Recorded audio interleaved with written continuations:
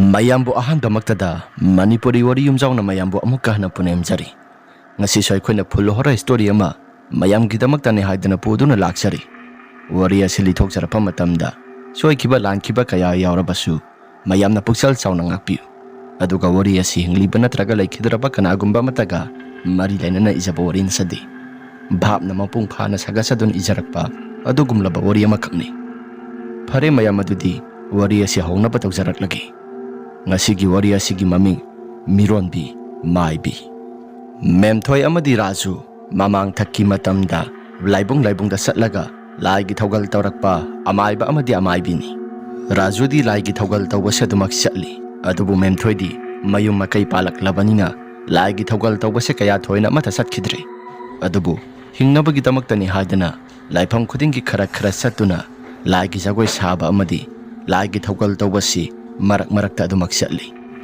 noong maginumit ni Rajuna nupi ibani magpulap satlaga laigi thogal tawribani haidana tawriba sisu masi mina yengbada onthokna nungaiti yum masisu imaga babaga laiba oiradi phaba adusu kanagumba amata laiti ado aina laigi thogal tawba satlabasu nangdi laigi thogal tawbasi aigi wakhalda yumda lahaningi yumda lairaga kaino hasibo ado aidi yumda laibasi kaya thoina pamdi yumda laibado mado ai leitrabadi nangsu nungairoi ado tangai phadana masisu laitabadi adabani yum adu ihang hanglaga laibado nungaiti hoi ado yum asi ihang hangna laibado madu madi nungaiti chumi aduda khangdida horendo phajana mutang munna khanasi asi hairaga karino matai mana oni se wari watai khara sanai ngai haktang lairingai matam maduda matai mana oni do am wa khanai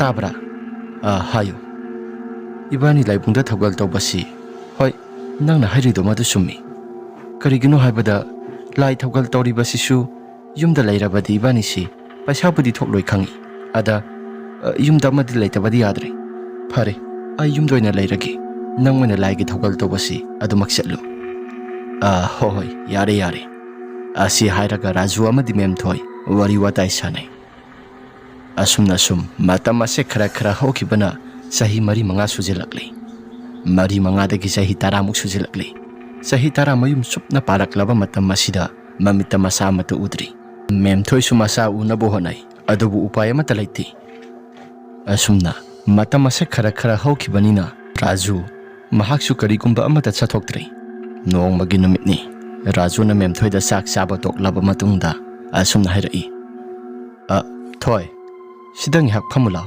wari watai khara sanasi kari wari no ibani si asuk kuina yumban punsi marida ibani si yumsu padba sahi taram uhelakle imita isa amata ubagi mami suphangdi akhang hai kai kaino khara tanaraga maiba mabi khara tanaraga muktangdi ibani si yengthokpana phabra doctor na haibada su ibani si karigumba amata soiba laiti hairakhi aduga imita isa amata uba phangdaba sidi ai isa si singnarakli ado maiba mabi tanabado ado yabu yakadrane tanababudi yabudi yai karigi yaroi ado nangna sana thanta tawba dum hajaragadi kasu kaiba laitida numit chupa ama adum laida khuram mabasu isa phangni hairabadi madusu tawsi isa amadi maru oire ado thangnabagi manju sidi miroli akasna su kaikeno khara askhangdi makoidi yam thuna mayum palaba matungda angang asi yauki gadore migi masa yawbada kalakum sida aikhoigi yawnaba dum honasi migi afaba tangkhalakpa amadi afaba thabak tawba matamda kalakumsi kalakpa yengthiba haibasina aikhoida hayeng tungda ningamdaba amadi phattaba phol mayam ama lakpa yai memthoina madugi wa khakta sunateda khangdi aidi sasi kaigumba ma itaw tawi moigi masa yawrakadore haibada khanbadaigi sasi laita phangga mata khangdi madu kalakpa kawi matam chupada kalakpa haiba kalakpasi thadokadabani pharesi aikhoi ani gi su kai keno khara tawna badawsi asi hairaga murum solami ꯃꯦꯝꯊꯣꯏꯅ ꯑꯩꯗꯤ ꯄꯥꯝꯕꯩ ꯑꯃ ꯅꯠꯇ꯭ꯔꯒ ꯄꯥꯝꯕꯩ ꯑꯃ ꯁꯤꯖꯤꯟꯅꯔꯒ ꯏꯃꯤꯠꯇ ꯏꯆꯥ ꯎꯗꯕ ꯌꯥꯗꯕꯅꯤ. ꯃꯈꯣꯏꯒꯤ ꯌꯨꯝꯊꯪꯅꯕꯗ ꯂꯩꯔꯤꯕ ꯑꯥꯀꯥꯁ ꯑꯃꯗꯤ ꯃꯟꯖꯨ ꯃꯕꯥꯅꯤꯁꯨ ꯋꯥꯔꯤ ꯁꯥꯟꯅꯩ. ꯂꯨꯍꯣꯡꯂꯛꯄ ꯅꯧꯔꯤꯉꯩ ꯃꯇꯝꯅꯤ. ꯃꯤꯔꯣꯜꯂꯛꯂꯦ ꯍꯥꯏꯕꯗ ꯑꯥꯀꯥꯁ ꯑꯃꯗꯤ ꯃꯟꯖꯨꯁꯨ ꯑꯁꯨꯛꯀꯤ ꯃꯇꯤꯛ ꯌꯥꯝꯅ ꯍꯔꯥꯎꯏ. ꯃꯄꯥ ꯑꯍꯜ ꯁꯥꯕꯁꯨ ꯌꯥꯝꯅ ꯍꯔꯥꯎꯏ. ꯑꯥꯀꯥꯁꯅ ꯏꯟꯁꯥꯡ ꯀꯔꯤ ꯑꯍꯥꯎꯕ ꯆꯥꯅꯤꯡꯒꯦ? ꯅꯪꯅ ꯆꯥꯅꯤꯡꯕ ꯑꯃ ꯍꯥꯏꯔꯛꯎ, ꯑꯩ ꯆꯠꯂꯒ ꯂꯩꯔꯨꯒꯦ. ꯌꯥꯔꯅꯤꯗ, ꯑꯩꯗꯤ ꯀꯩꯁꯨ ꯊꯣꯏꯗꯣꯛꯄ ꯑꯃꯠꯇ ꯆꯥꯅꯤꯡꯗꯦ. ꯑꯆꯝꯕ ꯑꯣꯏꯅ ꯆꯥꯅꯤꯡꯉꯤ. ꯑꯗꯣ ꯍꯤꯗꯥꯛ ꯒꯨꯂꯤꯗꯤ ꯆꯥꯡ ꯅꯥꯏꯅ ꯆꯥꯗꯕ ꯌꯥꯔꯣꯏꯀꯣ? ꯍꯣꯏ ꯕꯥ, ꯆꯥꯒꯦ. ꯑꯁꯤ ꯍꯥꯏꯔꯒ ꯍꯔꯥꯎ ꯇꯌꯥꯝꯅ ꯂꯩꯔꯝꯃꯤ. ꯑꯥꯀꯥꯁꯅ ꯊꯕꯛ ꯆꯠꯂꯝꯗꯥꯏꯒꯤ ꯃꯇꯝꯅꯤ. ꯑꯍꯜ ꯁꯥꯕ ꯃꯄꯥꯅ, ꯍꯩ ꯅꯤꯄꯥ ꯃꯆꯥ, ꯅꯪ ꯀꯗꯥꯏ ꯇꯥꯅ ꯆꯠꯀꯗꯧꯔꯤꯕꯅꯣ? ꯕꯥꯕꯥ, ꯑꯩꯁꯨ ꯏꯃꯥꯟꯅꯕ ꯈꯔꯒ ꯊꯕꯛ ꯀꯩꯅꯣ ꯈꯔ ꯇꯧꯃꯤꯟꯅꯔꯨꯒꯦ. ꯑꯗꯨꯕꯨꯗꯤ ꯊꯕꯛꯇꯨꯕꯨꯗꯤ ꯆꯠꯇꯕ ꯌꯥꯗꯕ ꯑꯃ ꯆꯠꯂꯒꯗꯤ, ꯇꯉꯥꯏꯃꯛ ꯐꯗ꯭ꯔꯒꯗꯤ ꯆꯠꯇ꯭ꯔꯁꯨ ꯑꯗꯨꯝ ꯀꯩꯁꯨ ꯊꯣꯏꯗꯣꯛꯄ ꯀꯥꯏꯕ ꯂꯩꯇꯕ꯭ꯔꯥ ꯍꯥꯏꯅ ꯈꯜꯂꯤ. ꯊꯣꯏꯅ ꯃꯔꯨ ꯑꯣꯏꯕ ꯅꯠꯇ꯭ꯔꯒꯗꯤ ꯆꯠꯇ꯭ꯔꯁꯨ ꯌꯥꯕꯅꯤ. ꯅꯃꯥꯟꯅꯕꯒꯤ ꯊꯕꯛ ꯀꯔꯤꯅꯣ? ꯕꯥꯕꯥ, ꯏꯃꯥꯟꯅꯕ ꯑꯃ ꯂꯨꯍꯣꯡꯒꯗꯧꯔꯦ. ꯑꯗꯨꯅ ꯃꯍꯥꯛꯀꯤ ꯂꯨꯍꯣꯡꯕꯗꯣ ꯃꯗꯨꯗ ꯁꯦꯝꯕ ꯁꯥꯕ ꯀꯩꯅꯣ ꯈꯔ ꯇꯧꯁꯤ ꯍꯥꯏꯗꯅ ꯑꯩꯁꯦ ꯀꯧꯔꯛꯄꯅꯤ. ꯑꯩꯒꯤ ꯂꯨꯍꯣꯡꯕꯗꯁꯨ ꯀꯩꯅꯣ ꯌꯥꯝꯅ ꯋꯥꯕ ꯇꯧꯕꯤꯈꯤꯕ ꯏꯃꯥꯟꯅꯕꯅꯤ. ꯆꯦꯟ ꯆꯣꯡꯕ ꯇꯧꯗꯅ. ꯃꯥꯒꯤꯗ ꯆꯠꯇ꯭ꯔꯒꯗꯤ ꯑꯩꯁꯨ ꯅꯨꯡꯉꯥꯏꯇ꯭ꯔꯦ ꯍꯥꯏꯗꯅ ꯍꯥꯏꯐꯦꯠꯇꯪ ꯌꯧꯔꯨꯒꯦ. ꯊꯕꯛ ꯑꯇꯩꯁꯨ ꯈꯔ ꯁꯨꯃꯤꯟꯅꯔꯨꯒꯦ. ꯆꯠꯇꯤ ꯆꯠꯂꯣ. ꯑꯗꯨꯕꯨ ꯍꯧꯖꯤꯛꯇꯤ ꯅꯪꯒꯤ ꯅꯨꯄꯤ ꯑꯁꯤ ꯃꯁꯥ ꯋꯥꯏ ꯁꯪꯗ꯭ꯔꯕꯅꯤ. ꯅꯪꯅ ꯈꯪꯅ ꯅꯁꯥꯅ ꯉꯟꯅ ꯍꯟꯖꯤꯜꯂꯛꯎ. ꯍꯥꯏꯅꯕ ꯉꯥꯏꯅꯒꯨꯝꯁꯤ. ꯈꯔ ꯚꯥꯞ ꯇꯥꯅꯁꯤ. ꯍꯣꯏ ꯕꯥꯕꯥ. ꯑꯁꯤ ꯍꯥꯏꯔꯒ ꯑꯥꯀꯥꯁꯇꯨꯁꯨ ꯑꯗꯨꯃꯛ ꯆꯠꯈ꯭ꯔꯦ. ꯃꯀꯨꯕꯣꯛꯅ ꯍꯥꯏꯔꯛꯂꯤꯕ ꯋꯥꯐꯝ ꯃꯌꯥꯝꯁꯤꯡ ꯑꯗꯨ ꯑꯁꯣꯝꯗ ꯃꯅꯨꯡꯗ ꯂꯩꯔꯤꯕ ꯃꯟꯖꯨꯅ ꯌꯥꯝꯅ ꯍꯔꯥꯎꯔꯝꯃꯤ. ꯑꯁꯣꯝꯗꯅ ꯅꯨꯃꯤꯠ ꯇꯥꯁꯤꯜꯂꯛꯂꯕ ꯃꯇꯝ, ꯅꯨꯃꯤꯗꯥꯡꯒꯤ ꯃꯇꯝ ꯑꯣꯏꯁꯤꯜꯂꯛꯂꯤ. ꯔꯥꯖꯨꯁꯨ ꯂꯥꯏꯒꯤ ꯊꯧꯒꯜ ꯇꯧꯕꯅꯤ ꯍꯥꯏꯗꯅ ꯑꯇꯣꯞꯄ ꯃꯐꯝ ꯖꯒꯥ ꯑꯃꯗ ꯅꯨꯃꯤꯠ 8ꯅꯤ ꯆꯨꯞꯅ ꯂꯩꯔꯛꯀꯅꯤ ꯍꯥꯏꯗꯅ ꯑꯗꯨꯃꯛ ꯆꯠꯈꯤ. ꯃꯌꯨꯝ ꯑꯁꯤꯗ ꯃꯊꯟꯇ ꯈꯛꯇꯅꯤ. ꯃꯦꯝꯊꯣꯏꯁꯨ ꯃꯊꯟꯇ ꯈꯛꯇ ꯂꯩꯕꯗꯨꯗ ꯋꯥꯈꯜꯗ ꯐꯠꯇꯕ ꯃꯌꯥꯝ ꯑꯃ ꯈꯟꯕ ꯍꯧꯔꯛꯂꯤ. ꯃꯦꯝꯊꯣꯏꯅ, ꯏꯃꯥꯅ ꯅꯍꯥꯟꯋꯥꯏ ꯁꯤꯟꯅꯔꯝꯕ ꯂꯥꯏꯔꯤꯛ ꯑꯗꯣ ꯀꯗꯥꯏ ꯇꯥꯅ ꯑꯩꯕꯨ ꯄꯛꯁꯤ ꯃꯅꯨꯡꯗ ꯍꯥꯞꯄꯒ ꯊꯝꯈꯤꯕꯗꯥꯏꯅꯦ? ꯊꯝꯈꯤꯕꯅꯤ. ꯑꯁꯤ ꯍꯥꯏꯔꯒ ꯃꯍꯥꯛꯀꯤ ꯀꯥ ꯇꯝꯅ ꯑꯗꯨꯃꯛ ꯂꯥꯛꯏ. ꯃꯇꯝ ꯀꯨꯏꯅ ꯍꯥꯡꯉꯨꯗ꯭ꯔꯕ ꯄꯛꯁꯤ ꯑꯁꯤ ꯃꯍꯥꯛꯅ ꯈꯪꯍꯧꯗꯅ ꯍꯥꯡꯗꯣꯛꯏ. ꯃꯗꯨ ꯍꯥꯡꯗꯣꯛꯂꯛꯄ ꯃꯇꯝꯗ ꯃꯦꯝꯊꯣꯏꯅ ꯂꯥꯏꯔꯤꯛ ꯑꯗꯨ ꯑꯍꯥꯟꯕ ꯁꯦꯅꯥ ꯑꯗꯣ ꯃꯗꯨ ꯍꯥꯡꯗꯣꯛꯇꯨꯅ ꯌꯦꯡꯂꯨꯏ. ꯑꯍꯥꯟꯕ ꯁꯦꯅꯥꯗ ꯀꯌꯥ ꯊꯣꯏꯗꯣꯛꯅ ꯑꯃꯠꯇ ꯃꯔꯨ ꯑꯣꯏꯕ ꯏꯔꯝꯗꯦ. ꯃꯊꯪ ꯍꯥꯡꯗꯣꯛꯇꯨꯅ ꯁꯨꯝ ꯌꯦꯡꯕꯗ ꯑꯉꯥꯡ ꯃꯆꯥ ꯑꯃꯈꯛ ꯌꯦꯛꯄ ꯂꯥꯏ ꯑꯃ ꯃꯍꯥꯛꯅ ꯎꯔꯦ. ꯃꯗꯨ ꯎꯕ ꯃꯇꯝꯗ ꯃꯦꯝꯊꯣꯏꯅ, ꯁꯤꯗ ꯂꯩꯔꯦꯗꯅ, ꯑꯉꯥꯡꯒꯤ ꯊꯋꯥꯏ ꯁꯤꯡꯕ. ꯂꯥꯏꯔꯤꯛ ꯑꯁꯤꯗ ꯏꯔꯝꯂꯤꯕꯁꯤ ꯊꯋꯥꯏ ꯑꯃꯗꯒꯤ ꯑꯃꯗ ꯍꯥꯞꯆꯤꯟꯕ ꯌꯥꯕ, ꯑꯗꯨꯒ ꯃꯤꯔꯣꯟꯕ ꯅꯨꯄꯤꯁꯨ ꯑꯉꯥꯡ ꯌꯥꯎꯍꯟꯕ ꯉꯝꯕ. ꯑꯗꯨꯗꯤ ꯑꯁꯤ ꯍꯥꯏꯔꯒ ꯃꯈꯥ ꯇꯥꯅ ꯁꯨꯃꯛ ꯄꯥꯊꯩ. ꯃꯊꯪ ꯄꯥꯊꯔꯛꯄꯅ ꯃꯍꯥꯛꯅ ꯈꯪꯂꯦ. ꯀꯅꯥꯒꯨꯝꯕ ꯃꯤꯔꯣꯟꯕꯤ ꯅꯨꯄꯤ ꯑꯃꯗꯒꯤ ꯑꯉꯥꯡꯒꯤ ꯊꯋꯥꯏ ꯑꯁꯤ ꯁꯤꯡꯒꯗꯧꯔꯤꯕꯅꯤ, ꯑꯗꯨꯒ ꯄꯤꯕꯨꯛꯅꯨꯡꯗ ꯑꯉꯥꯡ ꯑꯃ ꯌꯥꯎꯍꯟꯒꯗꯧꯔꯤꯕꯅꯤ ꯍꯥꯏꯕꯁꯤ ꯃꯍꯥꯛ ꯃꯌꯦꯛ ꯁꯦꯡꯅ ꯈꯪꯂꯦ. ꯃꯁꯤ ꯈꯪꯂꯛꯄ ꯃꯇꯝꯗ ꯃꯦꯝꯊꯣꯏ ꯉꯥꯏꯍꯥꯛꯇꯪꯗꯤ ꯋꯥꯈꯜ ꯑꯗꯨ ꯈꯟꯖꯥꯅꯩ. ꯑꯩꯅ ꯄꯥꯝꯃꯤꯕ ꯑꯉꯥꯡ ꯑꯁꯤꯒ ꯑꯩꯒꯤ ꯅꯨꯄꯥꯁꯤꯁꯨ ꯑꯉꯥꯡ ꯄꯥꯝꯃꯤ. ꯑꯗꯨꯗ ꯇꯧꯒꯗꯧꯔꯤꯕ ꯊꯕꯛ ꯃꯌꯥꯝ ꯑꯁꯤꯗꯤ ꯌꯨꯝꯊꯪꯅꯕꯗ ꯂꯩꯔꯤꯕ ꯃꯟꯖꯨ ꯑꯁꯤ ꯃꯥꯒꯤꯁꯨ ꯑꯣꯏꯅ ꯍꯦꯛꯇ ꯑꯩ ꯇꯧꯔꯁꯤꯔꯥ? ꯃꯁꯤ ꯑꯣꯏꯅ ꯍꯦꯛꯇ ꯇꯧꯔꯒꯦ. ꯑꯗꯨꯕꯨ ꯑꯍꯥꯟꯕꯗ ꯑꯩꯅ ꯑꯁꯨꯝꯅ ꯇꯧꯔꯕꯗꯤ ꯃꯁꯤ ꯌꯥꯔꯣꯏꯗ꯭ꯔꯤ. ꯀꯃꯥꯏꯅ ꯇꯧꯁꯤꯒꯦ? ꯑꯁꯤ ꯍꯥꯏꯔꯒ ꯋꯥꯈꯜ ꯈꯜꯂꯤ. ꯃꯦꯝꯊꯣꯏꯅ ꯑꯁꯨꯝ ꯈꯜꯂꯛꯄ ꯃꯇꯝꯗ ꯃꯍꯥꯛꯅ, ꯌꯥꯔꯦ, ꯑꯩ ꯍꯣꯔꯦꯟꯗꯒꯤ ꯂꯥꯏꯒꯤ ꯄꯨꯖꯥ ꯑꯁꯤ ꯇꯧꯕ ꯍꯧꯔꯒꯦ. ꯑꯩꯒꯤ ꯅꯨꯄꯥꯁꯨ ꯂꯩꯇ꯭ꯔꯤꯉꯩ ꯃꯇꯝꯗ ꯑꯩꯁꯨ ꯀꯩꯅꯣ ꯈꯔ ꯇꯧꯍꯧꯔꯒꯦ. ꯑꯁꯤ ꯍꯥꯏꯔꯒ ꯃꯦꯝꯊꯣꯏꯁꯨ ꯑꯈꯥꯕ ꯃꯤꯅꯣꯛ ꯑꯃ ꯅꯣꯛꯁꯤꯜꯂꯤ. ꯅꯨꯃꯤꯗꯥꯡꯒꯤ ꯃꯇꯝ, ꯑꯍꯤꯡꯒꯤ ꯃꯇꯝ ꯆꯞ ꯆꯥꯅ ꯌꯧꯔꯛꯂꯕ ꯃꯇꯝꯅꯤ. ꯑꯁꯣꯝꯗꯅ ꯃꯟꯖꯨꯁꯨ ꯑꯗꯨꯃꯛ ꯅꯨꯡꯉꯥꯏꯅ ꯄꯣꯊꯥꯔꯤ. ꯑꯗꯨꯕꯨ ꯃꯦꯝꯊꯣꯏꯁꯨ ꯃꯁꯥꯗꯨ ꯄꯣꯊꯥꯐꯝꯒ ꯑꯃꯠꯇ ꯈꯪꯗꯕ ꯃꯈꯩ ꯂꯥꯏ ꯁꯥꯟꯅꯒꯅꯤ ꯍꯥꯏꯗꯅ ꯃꯍꯥꯛꯁꯨ ꯃꯨꯛꯇꯨꯅ ꯂꯩꯔꯤ. ꯄꯨꯡ 12 ꯆꯞ ꯆꯥꯅ ꯇꯥꯔꯛꯂꯕ ꯃꯇꯝꯗ ꯂꯩꯃꯥꯏꯗ ꯃꯍꯥꯛꯁꯨ ꯌꯨꯝ ꯑꯗꯨꯒꯤ ꯌꯨꯝꯌꯥꯏ, ꯂꯝꯌꯥꯏ ꯊꯪꯕ ꯁꯔꯨꯛ ꯑꯗꯣꯝꯗ ꯃꯍꯥꯛꯁꯨ ꯂꯥꯛꯂꯤ. ꯃꯩꯁꯤꯡ ꯑꯗꯨ ꯂꯣꯏꯅ ꯃꯨꯊꯠꯂꯤ. ꯁꯨꯞꯅ ꯈꯛꯇꯪꯒꯤ ꯀꯦꯟꯗꯜ ꯑꯃꯈꯛꯇꯪ ꯊꯝꯃꯤ. ꯑꯁꯨꯝꯅ ꯊꯝꯂꯕ ꯃꯇꯨꯡꯗ ꯃꯍꯥꯛꯁꯨ ꯃꯆꯤꯜꯗ ꯃꯨꯔꯨꯝ ꯁꯣꯜꯂꯛꯏ. ꯃꯆꯤꯜꯗ ꯁꯣꯟꯕ ꯍꯧꯔꯛꯂꯕ ꯃꯇꯝ ꯑꯗꯨꯗ ꯃꯈꯣꯏꯒꯤ ꯁꯨꯃꯥꯡ ꯃꯇꯣꯜ ꯊꯪꯕ ꯁꯔꯨꯛ ꯑꯗꯣꯝꯗ ꯍꯨꯏ ꯃꯌꯥꯝꯁꯤꯡ ꯑꯁꯤꯅ ꯂꯥꯎꯅ ꯀꯞꯄꯒꯨꯝ ꯇꯧꯔꯛꯂꯤ. ꯂꯩꯀꯥꯏꯒꯤ ꯍꯨꯏ ꯃꯌꯥꯝꯁꯤꯡ ꯑꯁꯤꯁꯨ ꯇꯛꯈꯠꯇꯅ ꯀꯞꯄ ꯍꯧꯔꯛꯂꯕ ꯃꯇꯝ ꯑꯗꯨꯗ ꯃꯦꯝꯊꯣꯏꯅ ꯃꯃꯤꯠ ꯑꯗꯨ ꯁꯠ ꯄꯥꯡꯊꯣꯔꯛꯂꯤ ꯃꯃꯤꯠ ꯑꯗꯨ ꯍꯦꯛ ꯄꯥꯡꯊꯣꯔꯛꯄꯗ ꯃꯃꯤꯠ ꯑꯗꯨ ꯉꯥꯡꯁꯪ ꯉꯥꯡꯏ ꯑꯗꯨꯒ ꯃꯦꯝꯊꯣꯏꯅ ꯑꯁꯨꯝꯅ ꯍꯥꯏꯔꯛꯏ ꯑꯣ ꯑꯩꯅ ꯇꯧꯒꯦ ꯈꯜꯂꯤꯕ ꯊꯕꯛꯁꯤꯡ ꯑꯁꯤ ꯃꯥꯏꯗꯤ ꯑꯣꯟꯊꯣꯛꯅ ꯄꯥꯛꯀꯗꯧꯔꯤꯗ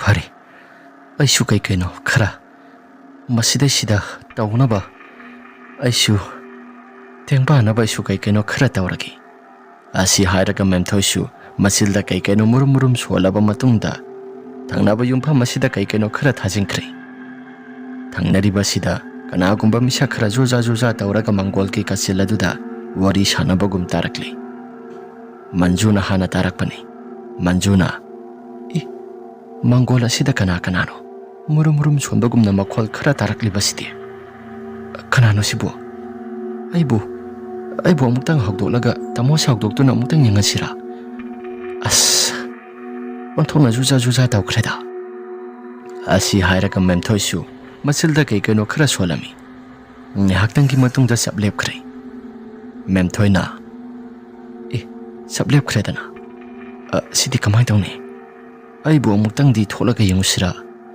ꯌꯦꯡꯉꯔꯣꯏꯒꯦꯗ ꯑꯗꯨꯝ ꯇꯨꯃꯤꯟꯅ ꯂꯩꯔꯒꯦ ꯑꯁꯤ ꯍꯥꯏꯔꯒ ꯃꯦꯝꯊꯣꯏꯁꯨ ꯑꯗꯨꯃꯛ ꯇꯨꯃꯤꯟꯅ ꯂꯩ ꯉꯥꯏꯍꯥꯛꯇꯪꯒꯤ ꯃꯇꯨꯡꯗ ꯃꯈꯣꯏꯒꯤ ꯗꯤꯟꯊꯛ ꯑꯗꯨꯗ ꯀꯅꯥꯒꯨꯝꯕ ꯃꯤꯁꯛ ꯑꯃꯅ ꯗꯣꯡ ꯍꯥꯏꯗꯅ ꯑꯃꯨꯛꯇꯪ ꯌꯥꯝꯅ ꯀꯟꯅ ꯅꯨꯡꯖꯥꯎ ꯊꯥꯗꯔꯛꯄꯒꯨꯝꯅ ꯃꯈꯣꯜ ꯈꯔ ꯇꯥꯔꯛꯄꯅꯤ ꯃꯈꯣꯜ ꯑꯗꯨ ꯇꯥꯔꯛꯄ ꯃꯇꯝꯗ ꯃꯟꯖꯨꯁꯨ ꯃꯍꯥꯛꯀꯤ ꯃꯁꯥꯗ ꯈꯪꯄ꯭ꯔꯦꯛ ꯈꯪꯕꯒ ꯂꯣꯏꯅꯅ ꯃꯍꯥꯛꯀꯤ ꯅꯨꯄꯥꯗ ꯍꯧꯗꯣꯛꯁꯤꯔꯥ ꯍꯥꯏꯗꯨꯅ ꯈꯟꯗꯨꯅ ꯍꯧꯗꯣꯛꯏ ꯇꯥꯃꯣ ꯇꯥꯃꯣ ꯇꯥꯕ꯭ꯔꯣ ꯑꯁꯨꯝꯅ ꯍꯧꯗꯣꯛꯄ ꯃꯇꯝꯗ ꯃꯦꯝꯊꯣꯏꯒꯤ ꯅꯨꯄꯥꯗꯣ ꯀꯩꯗꯧꯔꯒꯦ ꯅꯁꯥ ꯅꯨꯡꯉꯥꯏꯇ꯭ꯔꯕꯣ ꯀꯩꯁꯨ ꯇꯧꯗꯤꯌꯦ ꯑꯗꯨꯒ ꯀꯔꯤꯅꯣ ꯑꯍꯤꯡꯒꯤ ꯃꯇꯝ ꯑꯁꯤꯗ ꯍꯧꯗꯣꯛꯂꯛꯏꯁꯤ ꯃꯪꯒꯣꯜ ꯑꯁꯤꯗ ꯀꯅꯥꯅꯣ ꯃꯈꯣꯜ ꯈꯔ ꯇꯥꯔꯝꯕꯅꯤ ꯑꯗꯨꯒ ꯗꯤꯟꯊꯛ ꯑꯁꯤꯗ ꯀꯅꯥꯒꯨꯝꯕ ꯑꯃꯅ ꯅꯨꯡꯖꯥꯎ ꯊꯥꯔꯛꯄꯒꯨꯝꯅ ꯃꯈꯣꯜ ꯑꯁꯤ ꯑꯁꯨꯛꯀꯤ ꯃꯇꯤꯛ ꯌꯥꯝꯅ ꯍꯧꯈꯤ ꯌꯥꯔꯦꯁꯤ ꯅꯪꯅ ꯀꯩꯅꯣ ꯈꯔ ꯈꯟꯖꯤꯜꯂꯒ ꯄꯨꯡꯇꯨꯝꯗ ꯇꯨꯝꯈꯤꯕꯗꯨꯅ ꯃꯔꯝ ꯑꯣꯏꯔꯒ ꯃꯈꯣꯜꯁꯤꯡ ꯑꯁꯤ ꯇꯥꯔꯛꯄ ꯑꯣꯏꯔꯝꯕꯁꯨ ꯌꯥꯏ ꯌꯥꯔꯦꯁꯤ ꯑꯗꯨꯝ ꯒ꯭ꯌꯥꯟ ꯇꯥꯅ ꯄꯣꯊꯥꯔꯣ ꯄꯣꯊꯥꯕꯒꯤ ꯋꯥꯕꯨꯗꯤ ꯄꯣꯊꯥꯔꯒꯗꯕꯅꯤ ꯑꯗꯨꯗ ꯇꯥꯔꯛꯂꯤꯕ ꯃꯌꯥꯝ ꯑꯁꯤ ꯀꯔꯤꯅꯣ ꯑꯩ ꯒ꯭ꯌꯥꯟ ꯃꯦꯟꯒ ꯑꯃꯠꯇ ꯇꯥꯗ꯭ꯔꯤ ꯑꯁꯤ ꯍꯥꯏꯔꯒ ꯃꯟꯖꯨꯁꯨ ꯃꯨꯔꯨꯝ ꯃꯨꯔꯨꯝ ꯁꯣꯟꯕ ꯃꯇꯝꯗ ꯃꯄꯥ ꯑꯍꯜ ꯁꯥꯕ ꯃꯤꯀꯞ ꯊꯣꯔꯛꯄ ꯃꯇꯝꯅꯤ ꯃꯨꯔꯨꯝ ꯃꯨꯔꯨꯝ ꯁꯣꯟꯕꯒꯤ ꯃꯈꯣꯜ ꯇꯥꯕꯗꯨꯗ ꯑꯁꯨꯝꯅ ꯍꯥꯏꯔꯛꯏ ꯍꯥꯏ ꯑꯉꯥꯡ ꯁꯥ ꯅꯈꯣꯏꯕꯨ ꯑꯃꯠꯇ ꯇꯨꯝꯅꯗ꯭ꯔꯤꯕ꯭ꯔꯥ ꯌꯥꯔꯦ ꯑꯍꯤꯡ ꯑꯁꯤ ꯌꯥꯝꯅ ꯊꯦꯡꯂꯤ ꯇꯨꯝꯅꯕ ꯇꯧꯔꯣꯀꯣ ꯑꯁꯤ ꯍꯥꯏꯔꯒ ꯑꯍꯜ ꯁꯥꯕ ꯑꯃꯨꯛꯁꯨ ꯑꯗꯨꯃꯛ ꯇꯨꯝꯈ꯭ꯔꯦ ꯌꯥꯔꯦꯁꯤ ꯇꯨꯝꯅꯕ ꯇꯧꯔꯁꯤ ꯅꯪ ꯅꯁꯥꯗꯨꯁꯨ ꯋꯥꯏ ꯁꯪꯗ꯭ꯔꯤꯕꯅꯤ ꯌꯥꯔꯦ ꯇꯨꯝꯂꯣ ꯑꯁꯤ ꯍꯥꯏꯔꯒ ꯃꯟꯖꯨꯁꯨ ꯑꯗꯨꯃꯛ ꯇꯨꯝꯊꯅꯕ ꯍꯣꯠꯅꯔꯛꯏ ꯑꯁꯨꯝꯅ ꯉꯥꯏꯍꯥꯛꯁꯨ ꯃꯍꯥꯛ ꯇꯨꯝꯊꯅꯕ ꯍꯣꯠꯅꯔꯛꯄ ꯃꯇꯝ ꯑꯗꯨꯗ ꯍꯧꯖꯤꯛ ꯉꯥꯏꯍꯥꯛꯇꯪꯒꯤ ꯃꯃꯥꯡꯗ ꯃꯍꯥꯛꯅ ꯇꯥꯈꯤꯕ ꯈꯣꯟꯖꯦꯜ ꯃꯌꯥꯝꯁꯤꯡ ꯑꯗꯨ ꯃꯗꯨꯅ ꯃꯔꯝ ꯑꯣꯏꯗꯨꯅ ꯇꯨꯝꯊꯕꯁꯦ ꯄꯥꯛꯅ ꯌꯥꯗꯦ ꯑꯁ ꯍꯧꯖꯤꯛꯀꯤ ꯃꯈꯣꯜꯁꯤꯡ ꯑꯗꯨꯗꯤ ꯑꯩꯅ ꯃꯃꯥꯡ ꯊꯛꯀꯤ ꯃꯇꯝꯗ ꯑꯃꯨꯛꯐꯥꯎ ꯇꯥꯔꯛꯇ꯭ꯔꯤꯕ ꯈꯣꯟꯖꯦꯜ ꯉꯥꯛꯇꯅꯤ ꯑꯁ ꯑꯣꯟꯊꯣꯛꯅ ꯍꯩꯅꯈꯤꯗ꯭ꯔꯦꯗ ꯑꯁꯤ ꯍꯥꯏꯔꯒ ꯂꯩꯔꯤꯉꯩ ꯃꯇꯝ ꯑꯗꯨꯗ ꯃꯃꯥꯡ ꯊꯪꯕ ꯃꯥꯏꯀꯩ ꯑꯁꯣꯝ ꯃꯈꯣꯏꯒꯤ ꯈꯣꯡꯕꯥꯜ ꯆꯦꯜꯂꯤꯕ ꯃꯥꯏꯀꯩ ꯑꯁꯣꯝ ꯑꯗꯨꯗ ꯀꯅꯥꯒꯨꯝꯕ ꯃꯤꯑꯣꯏ ꯈꯔꯅ ꯏꯁꯤꯡ ꯁꯤꯠꯄꯒꯤ ꯃꯈꯣꯜ ꯑꯃ ꯇꯥꯔꯛꯂꯤ ꯃꯁꯤ ꯈꯛꯇꯁꯨ ꯅꯠꯇꯦ ꯑꯉꯥꯡ ꯃꯌꯥꯝ ꯑꯃꯅ ꯍꯦꯛꯇ ꯀꯞꯄ ꯂꯥꯎꯕꯒꯤ ꯈꯣꯟꯖꯦꯜ ꯑꯁꯤ ꯂꯦꯞꯄ ꯂꯩꯇꯅ ꯇꯥꯔꯛꯄꯅꯤ ꯃꯟꯖꯨꯅ ꯃꯈꯣꯜꯁꯤꯡ ꯑꯁꯤ ꯇꯥꯔꯛꯄꯗ ꯃꯍꯥꯛꯀꯤ ꯃꯁꯥꯁꯤ ꯍꯦꯟꯅ ꯀꯤꯔꯛꯂꯤ ꯃꯁꯤꯒꯤꯁꯨ ꯃꯊꯛꯇ ꯂꯩꯀꯥꯏꯒꯤ ꯍꯨꯏ ꯃꯌꯥꯝꯁꯤꯡ ꯑꯁꯤ ꯍꯦꯛꯇ ꯃꯐꯝ ꯃꯔꯥꯡ ꯈꯪꯗꯅ ꯄꯪꯈꯣꯡꯗ ꯈꯣꯡꯕ ꯍꯧꯔꯛꯂꯤ ꯃꯟꯖꯨꯅ ꯑꯁ ꯑꯩꯒꯤ ꯅꯨꯄꯥꯁꯤ ꯑꯃꯨꯛ ꯍꯧꯗꯣꯛꯎꯔꯕꯗꯤ ꯃꯈꯣꯜꯁꯤꯡ ꯑꯁꯤ ꯇꯥꯗꯦ ꯍꯥꯏꯗꯅ ꯑꯃꯨꯛꯁꯨ ꯑꯩꯉꯣꯟꯗ ꯍꯥꯏꯔꯛꯀꯗꯧꯔꯤꯕꯅꯤ ꯌꯥꯔꯦ ꯑꯩ ꯀꯔꯤꯒꯨꯝꯕ ꯑꯃꯠꯇ ꯍꯥꯏꯗꯅ ꯑꯩ ꯇꯨꯝꯊꯅꯕ ꯇꯧꯔꯒꯦ ꯑꯁꯣꯝꯗꯅ ꯃꯦꯝꯊꯣꯏ ꯃꯆꯤꯜꯗ ꯃꯨꯔꯨꯝ ꯃꯨꯔꯨꯝ ꯁꯣꯜꯂꯒ ꯑꯁꯨꯝꯅ ꯍꯥꯏꯔꯛꯏ ꯑꯁꯨꯝꯅ ꯀꯩꯅꯣ ꯈꯔ ꯇꯧꯔꯕ ꯃꯇꯨꯡꯗ ꯑꯩꯁꯨ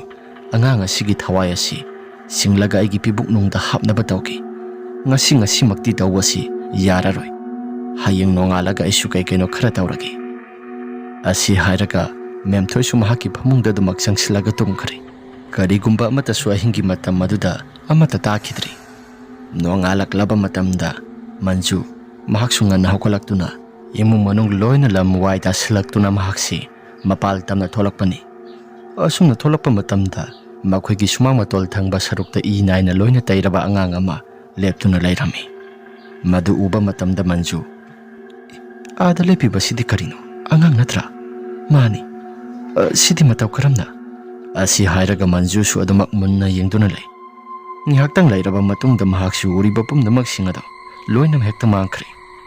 Manjuna hausikta lairamba pumnamaksin ado loina mangkhre. Matau karamna sidi. Onthokna tankreda. Aigi mita seran turan uribra. Natraga karino.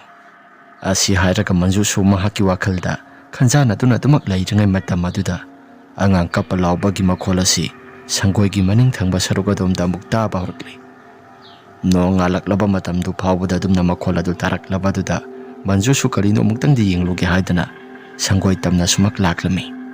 Asumna masada akiba amata yawba dauda adumak tumina lakpani. Mahakna sumasum laklaba kan Manjuna wakhalda khalli. Ahingi matamda su angang mayam amana kappa laubagi makhol aduga hujiksu kanagi angang bu oirikaba asi hairaga Manju su wakhalda jaja yamna khalaktuna mahaksu khongthang asi thangdana dumak lai. Ngaihaktang lairaba matungda sanggoi adu yauri. Sanggoigi maningda haipe sangsilaga yengba matamda kanagumba amatadi lairamde. Angang kappagi khonjal asisu sap hekta lepki.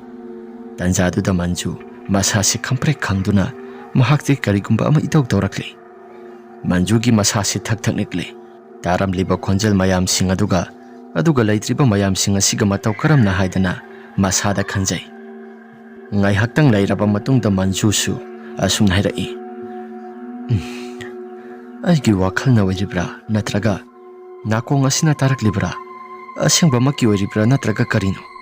Aibu bhap mame ita taba ngamjatreda. Asumna lairingai Manjugi pambomda kanagumba ama tap launa pairai. Manju su masado khamprek khangi. Mamai laithoktuna yenglapa matamda Akash oiduna lairami. Akashna hai sanggoi maning thangba saruga somsida murum solibudo karino. Aisu nang chakre haidana hagoi haidana isu hawkatlaga yenglakpani. Aduga nang disida murum solaga lairami.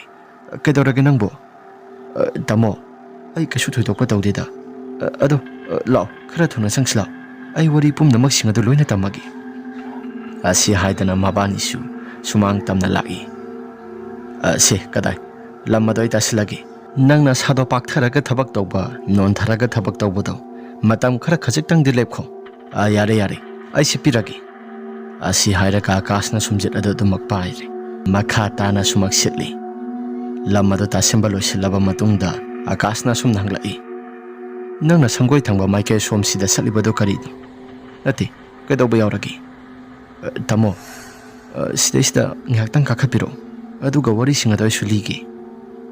Hairo aisu ngarang ahingdi kaikeno khara takhibado hojiksu nongalaga yengba matamda kaikeno khonjal mayam ama isu tar I haidana aduga khonjal khakta sunatana sigi aikuna lairiba mamangi sanggoi asi sida angang masa ama sumang matol maike sida adum lepaga lairami. Aisu karino haidana happy inglobani adubu swailong hekta mangki. Aduga ngihaktangi matungda sanggoi maning asida kanano angang khara kappagi makhol ama tarai. Kanano haidana isu sangsilaga inglobani adubu kanagumba amata lairamde. Nangna hairisidi ado aidi ngasai makai karigumba amata tadi. Nangna taraklibado wakhalnaga natabra. Khangdi wakhalnara karino. Aidi sasi ikida kire hairisini. Aidi sasi laida phamga amata khangdrabani. Yarisi aisu isasi karigumba amadi itau tawrabani. Asumna hairappa matamda mahaki nupa Akashna yarisi wakhalna su hena khansilunu. Wakhaldagi thokpa ngaktani aki tujungba. Ado yarisi asi hairaga mahaki nupidu themlami. Mahaki nupi Manjuna ado ngasi thabak chapigadoribro. Sakadoribani. Adudi aisu sak thongnaba tawrugi. Hoi thongdouro. Asi hairaga Manju adumak chakhum tamna sangkhri. Masa mauru loina sengdoklaba matungda iru maithalujagi haidana mahaksi tawrakli. Iru lubda loisilaklaba matung maning thong aduda mahaksi adumak laibani. Maning thongi syntax lairiba maike somda mahaksi adumak lai. Syntax aduda mahaksu aroi boina saitharaga loisilagi haidana syntax aduda ising kangi haidana mahaksi phat hangdokpa matamni. Syntax adugi makhum adu hangdolakpaduda manung thangba maikay somsida angangi masak oina su tawba sakpham ama mahakna uraklami. Aduga khusa amana syntax manung adudagi satlauna tingtholakli. Matawududa Manju masasi thak nikli. Tawriba pumnamak singa karino haidana wakhalda hanjin khalai. Aduga amuk yengsiluba matamdana karigumba amata hek lairamdi. Manjuna ish hojikkidubu aigi wakhalnara aigi wakhalnadi oiramale ahingda karida angang mayam amana kapage khunjal tarakpage aduga hojik aina uriba mayam singa siga asi hairaga wakhalda khalami ngihaktang lairaba matungda mahaksu lujaba silosilaba matung saitharage haidana mahaksu saithaba losilaba matungda thangnabada lairiba hingkhola sida haife yengsilubani. Hingkhola sigi manung aduda kanagumba nupi ama lepaga lairido mahaksu haifet urai. Kanano sibu? Oh, Indomcha mem thoi natra? Indomcha asi hairaga kaurakpani. Adubu lepliba mitam madudi karigumba amata mamai laithorakti. Manjuna Indomcha karigumba amata laithorakti. Kaino Indomcha asi managa tathirabro. As hoida kauraroigeda. Asi hairaga taithokpa loisilaba matung phuri phirol singadu loina hongdokpa loisilaba matung aduda memthoi do mahaki mamai tamna mamai du laisilaktuna lairami yamna kiba sakta mamada mayadu su launa ha ka thoi memthoi gi ya manungdagi I mayam aman haitharaklibado Manju su mayak singna uri tawriba mayam pumnamak singa si Manju su yengba ngamdradana mamai do khumjili asumna khumjimba matamda mahaki masado kibana su thak nikli asumna ngihaktangi matungda mahaksu mamit ado tapna hangdoktuna yengloba matamda kanagumba amata su lairamdri. Hojik tawriba mawng mataw singadudi kari matawno aidi onthokna hainakidreda as maiba maibigi mayumna goisili onthokna hainakidreda asi hairaga Manju su mahaki tawpham thokpa thabaksinga ado dumak tawduna laikri iru maithalujaba loisilaba matungda sanglage haidana tawraklaba matamni Manju haidana yamna kana kaurakli kanagumba misak amana nakal thangba hingkhola duda leithoktuna yenglubani maduda memthoi do lepaga lairami matawududa Manju khamprei khangi hogsing yaktangi mamangda ukiba mayam sing aduga tawrakliba mataw asiga iyon onaba sida mahaksu masasi khamprei khangi Manju gi mataw sida memthoina imau ibema nangbu kaidawragi aha Indomcha kasu tawdeda Indomcha na aibu kaubabu kari haige tawbono Indomcha nakhoigi samaroido hauribra ho Indomcha hauri kitai heke tawbani ho Indomcha hekpa lakpiro asi hairamlaba matungda Manju su imung tamna do maksangkhri memthoi dia akhaba minok amada do maknoktuna lei memthoina aina tawriba pumnamak singa sidha panba horedana pai horendagi di aisu jaja yamna tawba horagi asi hairaga memthoi su masadu nokphet tawduna imung tamna do maksangkhri sa insang thongnaba matamni memthoi su Manju hoitana samaroi hekpa laklami Manju ha Indomcha noigi samaroi hawe haidido kadaidano Indomcha hana sumangda tharambane hojiti yena khadoina thare Indomcha yena khadoina lakpiro Manjuna dumna haikiba matam maduda memthoi su yena khaduda lakli samaroi do khara hekli aduga Manjuna Indomcha aduna yaradra yarani kai thonggai no Indomcha nga masa amani khak pukhridagi pharakpani Indomcha ithanta sagaduridubu haugadro nang kaka sum laikidaba haidi yumda sum laitabasi sum chaba thakpasi ahanbadadi kaya hinaramdi adubu sum toina lairaktrabanina adum chabasi hinareda ma laite haidana sara hemba yaribro ho Indomcha summi asi hairaga Manju ngasai ukiba mayam singamadi mahakna takiba mayam singado madu khangning ningsinglakli aibu ngasai ukiba mayam singado Indomcha da muktang hangsira hangbana sumnida Indomcha karigumba amata hangjageba hayo ngasai Indomcha gi sakpam oina tawba nupi ama Indom sa hoigi maning thong asida lepaga leirami. Asi hairapa matamda Memthoi mahaki sakpham ado khara hanjili. Memthoi na kari wano hari sibo atai tai kai tawraki. Manju na Indomcha aisu Indomcha ra haiduna munna sumak yengbani. Indomcha gi saktam sap manana lepaga leirami. Mayadu su ha ha launa ka thoi. Aduga mayadagi su I mayama ma haitharaktuna ai tamna mamaidu yengla ibani. Matawadu dai gi sasi khangki kiraktana aigi sasimit khumjinduna leibada ngai haktangi matungda su tapna mitra se hangdoktuna yengluba matamda Indomcha samata leiramdri. As khangdri domcha aigi sasi ikida kiri. Se kasu thoina hena khanjalunu se. Yare nangbuna saga nungai taba tawbro. Indomcha adugidi kasu thoidokpa tawdeda. Isasi haksang sadmak kallaga adumak leida. Phare adudi. Nang sunungai na lehoro. Indomcha su insang ado thonglaga mutang sanaba tawrukhigi. Asi hairaga Memthoi amadi Manju makhoi ni kainare. Memthoi na sana sumna khalli. Fai hore numidang dagidi aina tawgadoriba thabak mayam singasi aina tawba horagi. Masasi ikan kana sulai hairibanina. Tha ani su phadri mase khangani. Asi hairaga Memthoi su masilda murum solaga nokphe tawduna dumak satki. Nungthilwai gi matamni Memthoi gi nupa Raju sulai. Raju na hai nangbu nasaga ngamdabro kaisu tawdeda ngasigi numisimadi yumda lekadoribro le oida yumda sum lakpani nghaktang leiraga isu numit taramdagi matamda madudu oina sakragi ado wa khara hagi kari wano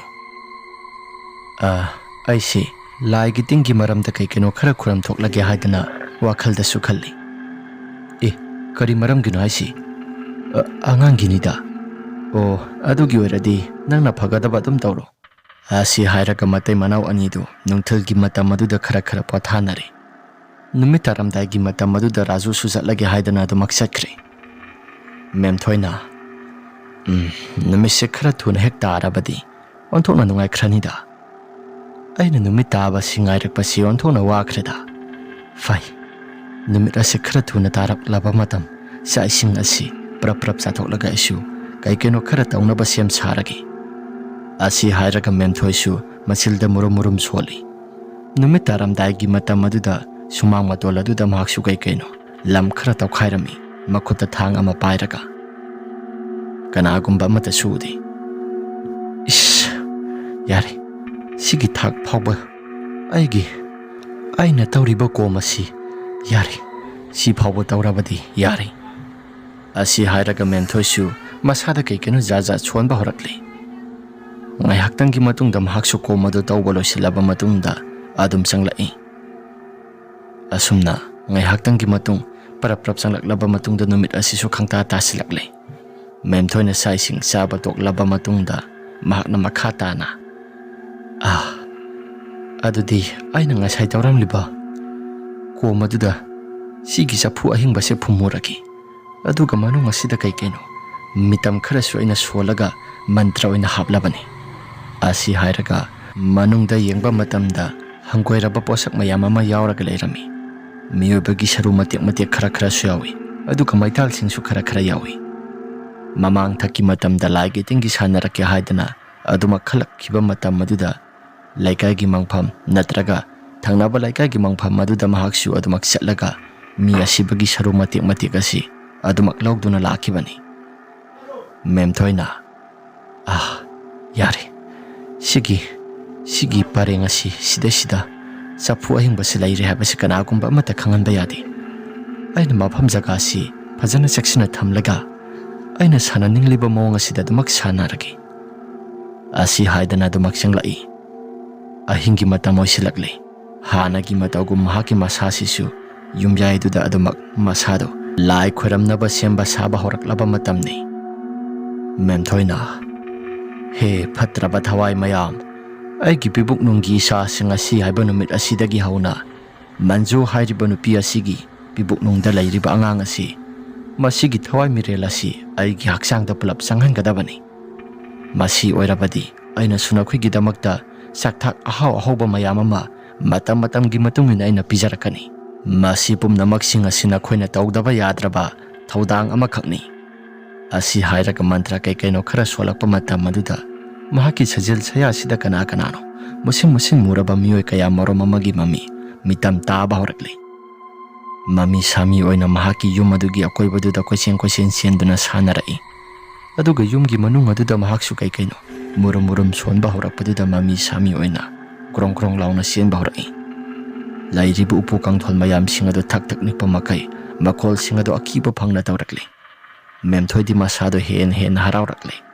Memthoi na yare salo. Aina ngasai hakiba mayam singado nakhoi karigumba amata sithaba tawdana loina tawrakadabani. Asumna saroi ngaroi mayam singado loina chakri. Aduga thangnariba yumpham asida lairiba miyoi sing asigi yum aduda mathang kaino khara tawba horakli. Memthoi na mitam ama sat paikhatli. Mitam asi naupuba nupi amagi mawangda mabuk kanghalli.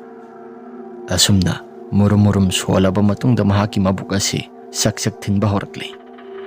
Asumda sak launa mitam maduda thinba horakpada thangnariba yumpham asida lairiba manjugi mabuk ado karigumba masil tumba posak amana sak wairakpagumna mahaki masada saina khol phawba horakli.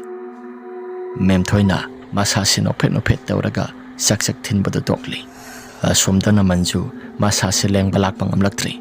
Khangbagi pangal adu lairaktri. Mahaki nupada hokdorai. Tamo, aigi puk asi yamna nari. Tamo, aigi puk asi yamna nari. Asi hairaga masado nom duna hokdoi. Akaso awgalakli. Mahaki nupina tawramliba mawng matawsing asida karino haidana mahaksu matha sari. Ahingi matam asida hospital tana muksakadoribra. Hospital da satnaba tawsira. Khong asi thangba thokadaba mandre. Ahingi matam asida kana muk haigadoribano. Ngaiko, babada muktang hokdogi. Aduga kanagi karino ma wairaga aikhoi satnaba tawsi. Isasi wabana yadri. Asumna memthoi su masado asumda mahaki masado su nok-noktana mantra sonba lepti. Manjugi masado su awasaina khol mayam sing aduna khangbada asuki matik yamna warakli. Mapa ahal sabagi manakta parap lakle Akas. Aduga Akasna Baba kanagi garino ahingi matam asida muktang waibirupa. Namo nupisi masasi mabuk lengi haidana tawrakli. Kay matam no da ibungo. Nati mahaki masadubu thani kakso amata sudribani makum matha so amata sudringai matam asida kamaina mataw karamna mabuk asi lenglibano. Baba adu hangbagi mathau tadri. Hojik hospital da mutang sataba yadabani. Baba na kitang ahal saduna hospital da satnaba garido amuktang waibiruso ba. Hoi wairugi. Asi hairaga mapa ahal sabadu sodo maksatkhri. Ahingi matam maduda marang mapa masa makhoi ahumado marang langi. Asumdana tawriba pumnamak sing adu sumakhoi karigumba amata khangba laiti. Angangi thawai mi kaukthoknaba mantrado asum solakpada asumdana manjudi mahaki haksangdagi taba horakli. Tawriba mawng matawg sing asi karino haidana Akasni masado hen pakhalakli. Aduga manjugi masado su pakhalakli. Asumdadi thabag asi khara mai pakpa horakle haidana memthoi su masado noki. Ngai haktanggi matungda gari du thauduna lakli. Laikagi naha amana gari si thaurakpani.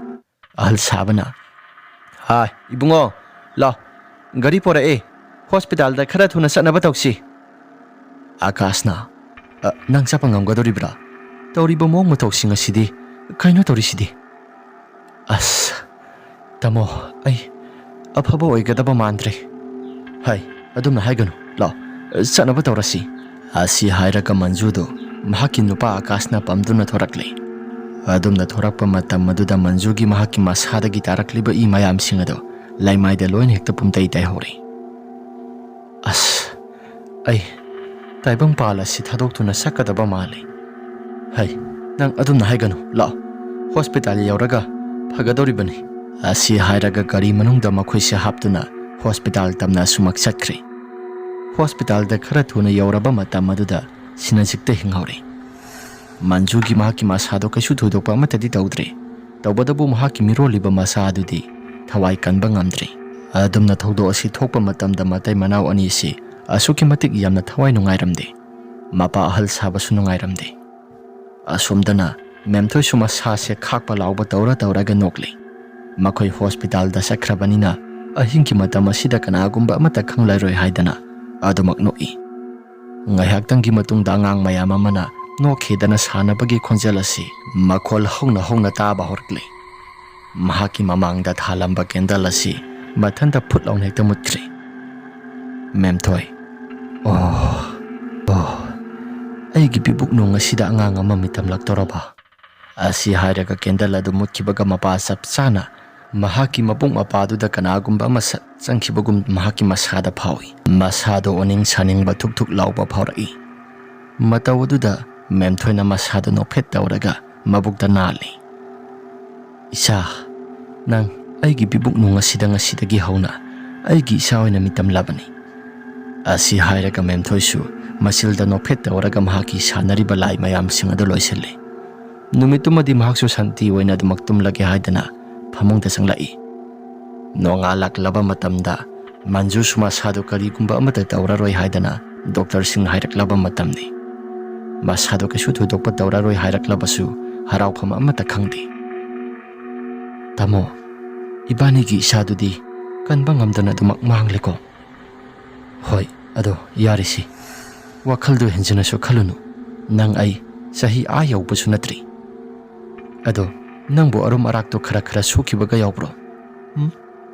ꯑꯩ ꯀꯔꯤꯒꯨꯝꯕ ꯑꯃꯠꯇ ꯁꯣꯛꯈꯤꯗꯦ꯫ ꯂꯝ ꯇꯥꯁꯤꯟꯕ ꯐꯥꯎꯕꯗ ꯇꯥꯃꯣꯅ ꯑꯗꯨꯃꯛ ꯇꯥꯁꯤꯜꯂꯤꯕꯗꯨꯗꯤ꯫ ꯍꯣꯏꯅꯦ, ꯑꯗꯨꯒꯤꯕꯨꯗꯤ ꯑꯁ ꯅꯨꯡꯉꯥꯏꯈꯤꯗ꯭ꯔꯦꯗ꯫ ꯑꯍꯥꯟꯕ ꯏꯃꯤꯠꯇꯅꯒ ꯎꯖꯕ ꯑꯣꯏꯁꯤꯜꯂꯤ, ꯑꯍꯥꯟꯕ ꯏꯁꯥꯅꯒ ꯑꯣꯏꯁꯤꯜꯂꯤ, ꯑꯣꯟꯊꯣꯛꯅ ꯅꯨꯡꯉꯥꯏꯈꯤꯗ꯭ꯔꯦꯗ꯫ ꯌꯥꯔꯤꯁꯤ ꯋꯥꯈꯜ ꯍꯦꯟꯅ ꯑꯐꯕ ꯈꯜꯂꯒ ꯑꯩꯈꯣꯏꯁꯤ ꯅꯨꯡꯉꯥꯏꯅ ꯑꯗꯨꯃꯛ ꯂꯩꯁꯤ꯫ ꯑꯩꯈꯣꯏꯒꯤ ꯏꯔꯛꯇ ꯇꯤꯟꯒꯅꯨ ꯍꯥꯏꯗꯅ ꯑꯗꯨꯝ ꯂꯥꯛꯂꯕ ꯑꯉꯥꯡꯅꯤ꯫ ꯑꯁꯤ ꯍꯥꯏꯔꯒ ꯃꯇꯩ ꯃꯅꯥꯎ ꯑꯅꯤꯗꯣ ꯋꯥꯈꯜ ꯈꯔ ꯈꯟꯗꯣꯛꯇꯨꯅ ꯂꯩꯔꯝꯃꯤ꯫ ꯅꯨꯃꯤꯠ ꯅꯤꯅꯤ ꯍꯨꯝꯅꯤꯃꯨꯛ ꯍꯣꯁꯄꯤꯇꯥꯜꯗ ꯂꯩꯔꯕ ꯃꯇꯨꯡꯗ ꯃꯌꯨꯝꯗ ꯀꯨꯝꯂꯛꯏ꯫ ꯃꯈꯣꯏꯅ ꯀꯨꯝꯂꯛꯄꯗꯣ ꯈꯝꯊꯦꯡꯅꯗꯨꯅ ꯃꯦꯝꯊꯣꯏꯁꯨ ꯃꯁꯥꯗꯣ ꯃꯪꯒꯣꯜꯗ ꯐꯝꯗꯨꯅ ꯂꯩꯔꯝꯃꯤ꯫ ꯍꯣꯁꯄꯤꯇꯥꯜꯗꯒꯤ ꯍꯜꯂꯛꯑꯦꯗꯅ ꯑꯩꯁꯨ ꯑꯅꯥꯕꯁꯤꯡ ꯉꯥꯏꯍꯥꯛꯇꯪ ꯍꯪꯖꯤꯟꯅꯔꯒ ꯑꯗꯨꯃꯛ ꯆꯠꯂꯨꯒꯦ꯫ ꯃꯇꯧ ꯀꯔꯝꯅ ꯇꯧꯔꯤꯕꯅꯣ ꯍꯥꯏꯕꯗꯨ ꯑꯃꯨꯛꯇꯪ ꯍꯪꯂꯨꯒꯦ꯫ ꯍꯪꯗ꯭ꯔꯒꯗꯤ ꯑꯩꯁꯨ ꯀꯩꯒꯨꯝꯕ ꯋꯥꯈꯜ ꯑꯃꯗꯤ ꯈꯟꯈꯤꯕ ꯌꯥꯏꯗ꯫ ꯑꯁꯤ ꯍꯥꯏꯔꯒ ꯃꯦꯝꯊꯣꯏꯁꯨ ꯑꯅꯥꯕꯗꯨꯒꯤ ꯍꯪꯉꯨꯒꯦ ꯍꯥꯏꯗꯅ ꯄꯔꯞ ꯂꯥꯛꯂꯦ꯫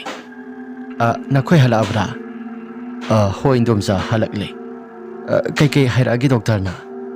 ꯏꯟꯗꯣꯝꯆꯥ, ꯃꯃꯥꯒꯤ ꯃꯊꯋꯥꯏꯗꯤ ꯀꯜꯍꯧꯔꯦ, ꯑꯗꯨꯕꯨ ꯃꯆꯥꯗꯨꯗꯤ ꯑꯐꯕ ꯑꯣꯏꯗ꯭ꯔꯦ꯫ ꯏꯁ, ꯑꯣꯟꯊꯣꯛꯅ ꯅꯨꯡꯉꯥꯏꯈꯤꯗ꯭ꯔꯦꯗ꯫ ꯏꯃꯧꯁꯤꯗꯤ ꯀꯩꯁꯨ ꯊꯣꯏꯗꯣꯛꯄ ꯑꯃꯠꯇ ꯈꯟꯒꯅꯨꯁꯤ, ꯅꯕꯥꯅꯤ ꯌꯥꯝꯅ ꯅꯍꯥ ꯑꯣꯏꯔꯤꯗ, ꯀꯩꯁꯨ ꯇꯧꯔꯣꯏꯁꯤ꯫ ꯍꯣꯏ ꯏꯟꯗꯣꯝꯆꯥ꯫ ꯑꯁꯤ ꯍꯥꯏꯔꯒ ꯃꯈꯣꯏꯁꯨ ꯃꯌꯨꯝꯗ ꯆꯪꯂꯛꯏ꯫ ꯇꯧꯔꯤꯕ ꯄꯨꯝꯅꯃꯛꯁꯤꯡ ꯃꯌꯥꯝ ꯑꯃ ꯆꯥꯏꯊꯣꯛꯈꯤꯕ ꯃꯌꯥꯝꯁꯤꯡ ꯑꯗꯨ ꯌꯦꯡꯕ ꯃꯇꯝꯗ ꯃꯦꯝꯊꯣꯏꯗꯤ ꯃꯁꯥꯁꯦ ꯍꯩꯅꯗ꯭ꯔꯤ꯫ ꯑꯀꯥꯁ, ꯁꯤꯗ ꯆꯥꯏꯔꯤꯕ ꯃꯌꯥꯝꯁꯦ, ꯇꯩꯔꯤꯕ ꯃꯌꯥꯝꯁꯤꯡ ꯑꯁꯤꯁꯨ ꯅꯪꯅ ꯑꯃꯨꯛꯇꯪ ꯂꯣꯏꯁꯤꯜꯂꯨ꯫ ꯅꯨꯄꯤ ꯑꯁꯤ ꯄꯣꯊꯥꯍꯜꯂꯨ꯫ ꯍꯣꯏ ꯏꯟꯗꯣꯝꯆꯥ꯫ ꯑꯁꯤ ꯍꯥꯏꯔꯒ ꯑꯀꯥꯁꯅ ꯌꯨꯝꯒꯤ ꯀꯥ ꯄꯨꯝꯅꯃꯛꯁꯤꯡ ꯑꯗꯨ ꯂꯣꯏꯅ ꯂꯝ ꯇꯩꯊꯣꯛꯂꯦ꯫ ꯃꯦꯝꯊꯣꯏꯁꯨ ꯉꯥꯏꯍꯥꯛ ꯋꯥꯔꯤ ꯋꯥꯇꯥꯏ ꯁꯥꯟꯅꯔꯕ ꯃꯇꯨꯡꯗ ꯃꯍꯥꯛꯁꯨ ꯃꯍꯥꯛꯀꯤ ꯃꯌꯨꯝꯗ ꯂꯥꯛꯂꯦ꯫ ꯃꯦꯝꯊꯣꯏꯅ, ꯑꯩꯅ ꯇꯧꯔꯨꯔꯤꯕ ꯊꯕꯛ ꯃꯌꯥꯝ ꯑꯁꯤ ꯃꯥꯏ ꯄꯥꯛꯄꯗꯤ ꯑꯣꯏꯔꯦꯗꯅ꯫ ꯐꯩ, ꯑꯩꯁꯨ ꯁꯤꯗꯒꯤ ꯀꯩꯅꯣ ꯈꯔꯁꯨ ꯑꯩꯁꯤ ꯋꯥꯈꯜꯗ ꯈꯜꯂꯛꯄꯁꯤꯡ ꯑꯁꯤ ꯇꯧꯒꯦ ꯍꯥꯏꯗꯅ ꯈꯜꯂꯤ꯫ ꯑꯗꯨꯕꯨ ꯑꯩꯅ ꯑꯄꯥꯝꯕ ꯄꯨꯝꯅꯃꯛꯁꯤꯡ ꯑꯁꯤ ꯆꯤꯡꯊꯣꯛꯄ ꯂꯣꯏꯔꯕꯅꯤꯅ ꯇꯧꯗ꯭ꯔꯁꯨ ꯌꯥꯗꯤ ꯌꯥꯔꯕꯅꯤ꯫ ꯑꯗꯨꯕꯨ ꯃꯈꯣꯏꯅ ꯈꯪꯂꯛꯇꯅꯕ ꯑꯩꯁꯨ ꯀꯩꯅꯣ ꯈꯔ ꯇꯧꯔꯒꯦ꯫ ꯋꯥꯈꯜ ꯊꯦꯟꯕ ꯍꯥꯏꯕꯗꯨꯅꯤ꯫ ꯃꯍꯥꯛꯀꯤ ꯄꯤꯕꯨꯛꯅꯨꯡꯗ ꯃꯤꯔꯣꯜꯂꯦ ꯌꯥꯔꯦ, ꯑꯗꯨꯕꯨ ꯀꯅꯥꯒꯨꯝꯕ ꯑꯃꯠꯇꯁꯨ ꯃꯍꯥꯛ ꯃꯤꯅꯨꯡꯁꯤ ꯑꯃꯠꯇ ꯐꯥꯎꯕꯗꯧꯗ ꯃꯈꯥ ꯇꯥꯅ ꯂꯥꯏ ꯑꯁꯤ ꯁꯥꯟꯅꯗꯨꯅ ꯃꯤꯒꯤ ꯊꯋꯥꯏ ꯂꯧꯒꯦ ꯍꯥꯏꯗꯅ ꯐꯥꯎꯕ ꯈꯟꯕ ꯍꯧꯔꯛꯂꯦ ꯃꯦꯝꯊꯣꯏ꯫ ꯑꯁꯨꯝꯅ ꯅꯨꯃꯤꯠ ꯈꯔꯅꯤ ꯍꯧꯈ꯭ꯔꯕ ꯃꯇꯨꯡꯗ ꯃꯍꯥꯛꯀꯤ ꯅꯨꯄꯥ ꯔꯥꯖꯨꯁꯨ ꯂꯥꯛꯂꯦ꯫ ꯂꯥꯏ ꯍꯔꯥꯎꯕ ꯊꯧꯒꯜ ꯇꯧꯔꯨꯔꯕ ꯃꯇꯨꯡꯗ ꯃꯇꯝ ꯈꯔꯗꯤ ꯃꯍꯥꯛꯁꯨ ꯂꯦꯞꯂꯒꯦ ꯍꯥꯏꯗꯅ ꯂꯥꯛꯄꯅꯤ꯫ ꯃꯍꯥꯛꯀꯤ ꯅꯨꯄꯤꯅ ꯄꯥꯎꯁꯤꯡ ꯑꯗꯨ ꯂꯣꯏꯅ ꯇꯝꯂꯦ꯫ ꯄꯥꯎꯁꯤꯡ ꯑꯗꯨ ꯇꯥꯕ ꯃꯇꯝꯗ ꯃꯍꯥꯛꯀꯤ ꯃꯁꯥꯗ ꯌꯥꯝꯅ ꯍꯔꯥꯎ ꯇꯌꯥꯝꯃꯤ꯫ ꯑꯁꯦꯡꯕꯔꯣ ꯍꯥꯏꯔꯤꯁꯦ? ꯑꯁꯦꯡꯕꯅꯤ꯫ ꯑꯁ, ꯃꯇꯝ ꯀꯨꯏꯅ ꯁꯥꯡꯅ ꯑꯩꯒ ꯅꯪꯒꯅ ꯁꯥꯒꯠꯆꯔꯛꯄ ꯃꯪꯂꯥꯟ ꯑꯗꯣ ꯉꯁꯤꯗꯤ ꯃꯪꯐꯥꯎꯅꯔꯕ? ꯑꯁ, ꯑꯣꯟꯊꯣꯛꯅ ꯅꯨꯡꯉꯥꯏꯈ꯭ꯔꯦꯗ꯫ ꯑꯁꯤ ꯍꯥꯏꯔꯒ ꯃꯇꯩ ꯃꯅꯥꯎ ꯑꯅꯤꯃꯛ ꯍꯔꯥꯎ ꯇꯌꯥꯝꯅ ꯂꯩꯃꯤꯟꯅꯩ꯫ ꯅꯣꯡꯃꯗꯤ ꯑꯍꯤꯡꯒꯤ ꯃꯇꯝꯅꯤ꯫ Matam aduda Memthoi masasi karigumba ama itau tawre haidana mareng chatle haidana mahaksu maning thong tamna hapet thoktuna mapal thoi. Pukasi karino mareng chapagum dawida aduga mapal thoklibane haidana tawriba sisu kainu sasi inung nungai khidreda. Asi haidana laijengai matam aduda mahaki tung thangba saruga sida sor launa khongji siraga kanagumba ama tabit launa siengkhibagumna makhol khara tarakle. Makhol adu taba matamda Memthoi angang amagi khonjal oina su tawida. Asi hairaga Memthoi dusu phatlai thoktuna ingrui adubu kanagumba amata leiramde. Memthoi na phari aisu sanglage asumna maning thong adu hangdoktuna sanglage haidan hek tawba matam aduda maning thongda lairiba hauriba upal wapal mayam singado sura launa masa maring singado lengba horakle. Memthoi na karino haidana yengthokloba matamda musin muna lepliba amadi uthak aduda pareng sangna yaliba mayam singado urakle. Madu uba matamda Memthoi na hai phatraba layam sa nakhoi sakthaga siaina su pirakani adubu matam asigi matung inna nakhoi aina pirakpa sakthak singado haraukta yamna adumak laugadabani. Asi hairam laba matungda Memthoi mahaki ka tamna adumak sanglai adubu mahaki mapuga sidi mareng chapado adumak lepa leitana salai. As kamai tawdunu sibo asi hairaga phamung aduda adumak hiptharakpani. Mahaki mabuk manung asida kanagumba angang amana piktakna makhol ase kappagi makhol oina tarakle. Aigi puknung asida angang ama kappagumna makhol khara su tarakliba karino sibo asengbara. Asi hairaga Memthoi su mahaki wakhalda ja yamna khanba horakle. Ngaihaktanggi matungda makhoigi yumthak asida khongji siraga satpagi khonjel ama gikit launa namdana makhol khara tarakle. Makhol adu taba matamda mahaki nupa Raju su mikap thorakle. Tarakliba khonjel asidi karino hai chalo kadaidagi khongji makhol no chalo. Asi hairaga laupada kanagumba amata su chalo haibe yade. Memthoi na tamo tarakliba makhol asidi karino aisu khangdi amuktangdi yengusira yengagumsida. Asi hairaga Memthoi su mahaki mapuroibagi mamangda khangsinadaba saraga dumak lairame. Ngaihaktanggi matungda tawramba pumnamak sing asi gruk launa seramlaba matungda makhada jump launa hekta takhibani. Makhol adu tarakpa matamda Raju mahaki masasilai tapam amata khanglaktre. Aibo muktang tholaga yengusira yengubanadi phanida. Ahingi matam asida amata yenguраnuda aikoigi tumham thokpa dumak tumasi. Hoi phare asi hairaga matay manaw animak tumthagi haidana tawraklaba matam aduda laikai hui mayam sing asi mathum marang hauraga pangkhongdo khongba horakle. Angang mayam na kappagi khonjel asisu hekta masa sing asi lepa leitana taba horakle. Ngaihaktang lairaba matungda makhol sing adu loin hekta lepkhre adubu hui mayam sing asidi dumak khongba leptri. Kari matawnoda nahangkai sumaina tawbra tawdi ngasi khaktani.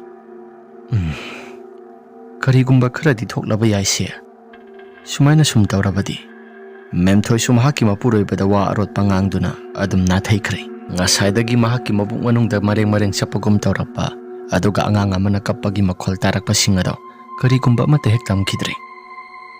Nongalaklaba matungda Memthoi su mahaki masasi inung nungaiti.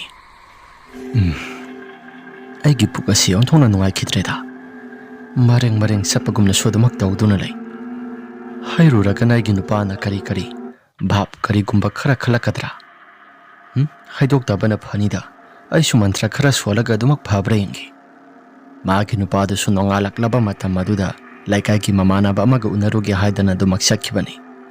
Memthoi su madugi khudong saba lauraga mantra khara swalaga mabukta nanthai adum hek nangiba matam aduda karigumba amata hek tawkhidre. Phare karigumba amata tawdrabanina isasi khara su nungairakle.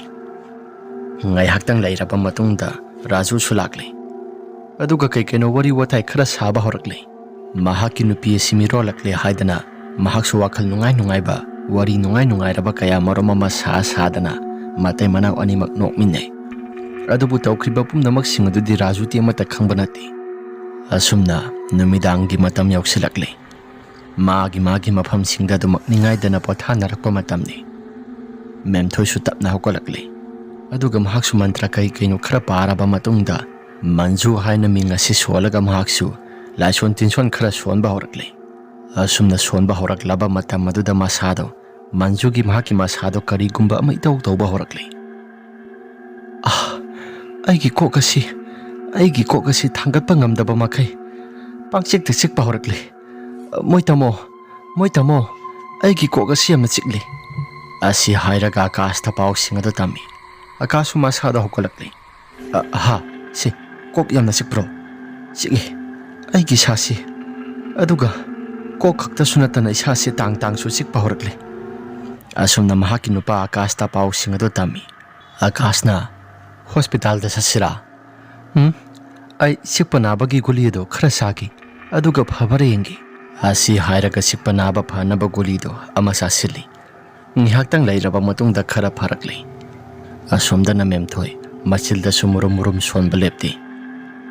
Mangol thangba maike somda kanagumba mioi khara laklaga thonga se gap launa nomba horai. Makhola du tabada Akasna ahingi matam masida kanano thonga se gap launa nomisina. Kanano mapahal saba sumakhol singa do taraba male. Karino haidana mahaksu wakhalda khanjana duna lei. Asum nang nihaktangi matungda thonau thilakpa mayam singa si sablepi. Mangola sida murum solaga kanagumba mioi khara nokhedana wari watai sabagumna hauna makhol singa si taba horakli. Makhol singa si tana Manjuna. Tarakliba khonjela sidi karino. Akasna ngaikho ai amuktang tholaga yengluke. Aduga kaino tawriba pumnamak singa si amutang yengluke. Ngaikho tholaga yengurabadi tawriba pumnamak singa si khangdi aidi amna ki ngaikhoda kasu tawroi. Asi hairaga Akasu masilda kasu tawroi hairaga dumak thokki tawi. Ngaihaktan lairaba matungda mapa ahal sabana ibungo nang thoklaga yengke haibra. Baba amutang thoklaga yengsirana khaliba. Ngaikho ipaga pulap thokmina duna yengsi. Asi hairaga pulap thokmina duna yengi. Adubu kari kumba amata laibudi uramdi. Matawaduda mapa masado ngakle. Baba kanagumba amata sulaiti. Sidi mataw karamna. Asi haiduna lairingai matam maduda Manjudo yamna kana laurakli. Mahaki nupi Manjuna laurakpaduda prap sangsili. Mahaki nupi Manjudo paklangi kasil thangba sarukta pulap tasintuna lairami. Matawaduda kaidorage nangbo? Si kaidorage? Ai sasi yamna kire. Ai sasi kibana yadre. Asi hairaga hairai. Kaidorage haba? Si namaido muktang khara tapna pangtholosi. Si namito kita Asi haiduna hangi. Maduda aidi hausikido nang oiraboi khalure. Adugadi sasi kanagumba ama oiduna lairami. Mapa ahal saba sumamong nupigi manakta lakli. Kasu thudokpa tawdrabara kai ukige haiduna hanglai. Maduda mamong nupiduna Baba tamo hausik nabani na mapalda kai no muktang yengluge haidana thoklubudo. Aduda ai ki sasi hipthaduna laibani. Nupa ama prap sanglai. Aidi tamoni haidana wakhala se khalure. Aigi hekna kal thangba sarok asida hiptharaktuna murum soli. Aidi tamoni haidana wakhala se khalurabani. Aina tamo haidana kaubodasu karigumba amata kumlakti. Adabu pabunga tamoga na murum solaga wari mayam ama sanabado. Aisu mathanda dumak tarakli.